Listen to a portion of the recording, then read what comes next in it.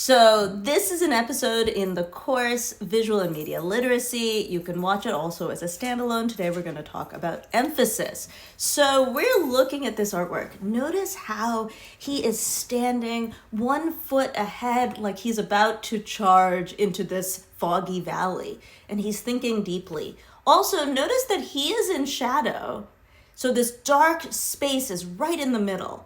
But I showed you a cropped image. That image is what you often see online. This is how it looks actually.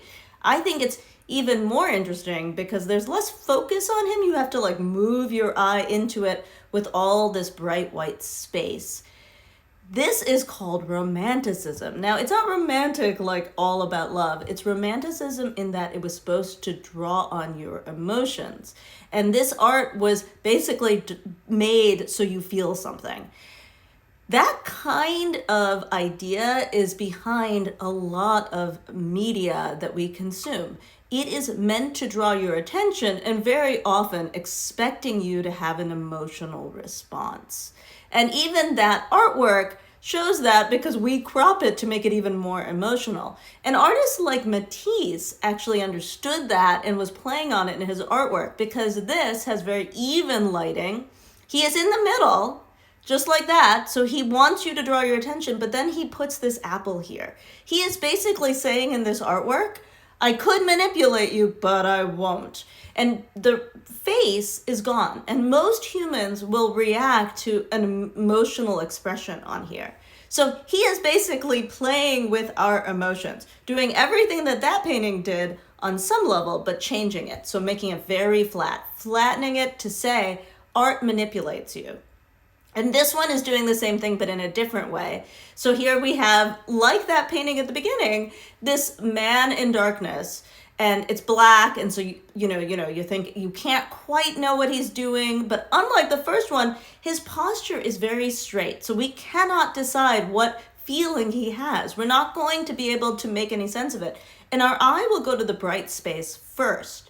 And it's a whole of a person. It's not even a real person. He is saying to us visually, I know I can manipulate you, and yet I'm not giving you anything emotional. I'm not going to do that to you.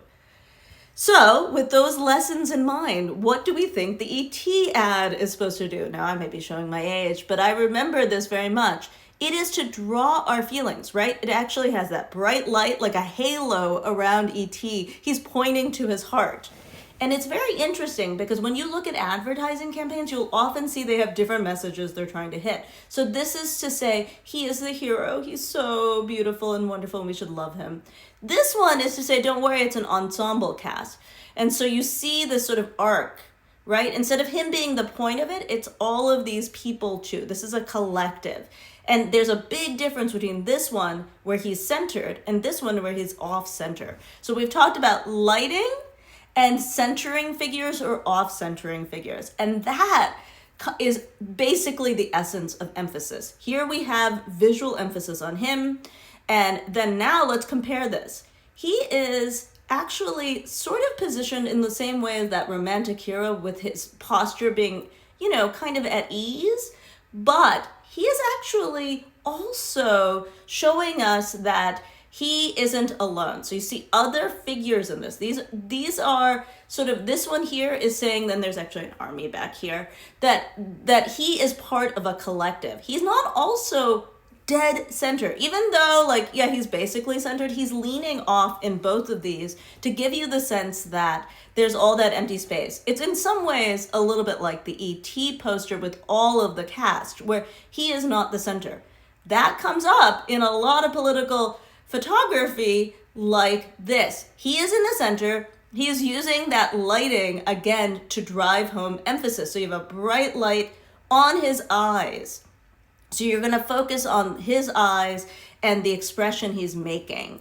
This is all about manipulating your emotions to see him as powerful, to feel like he is looking into your soul with all of his deep thoughts.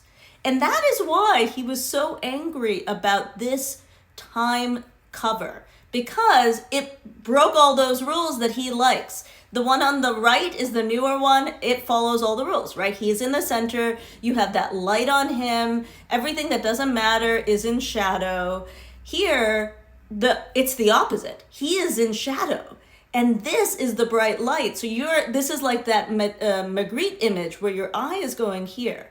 The other thing that's very interesting is that you are looking from below, which could be good. Sometimes you'll see a monumental image where they're looking from below, but that only works if the figure has their chin tipped down. So they have their chin tipped up.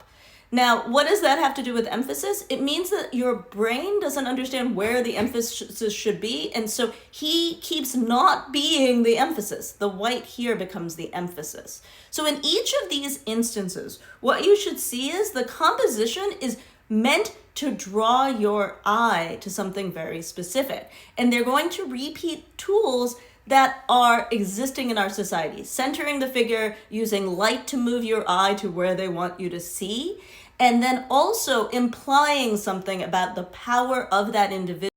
And a lot of people say, is this purposeful? Yes, these are always choices artists make. It is not accidental. So thank you for watching Emphasis. Like, share, subscribe, and tell your friends.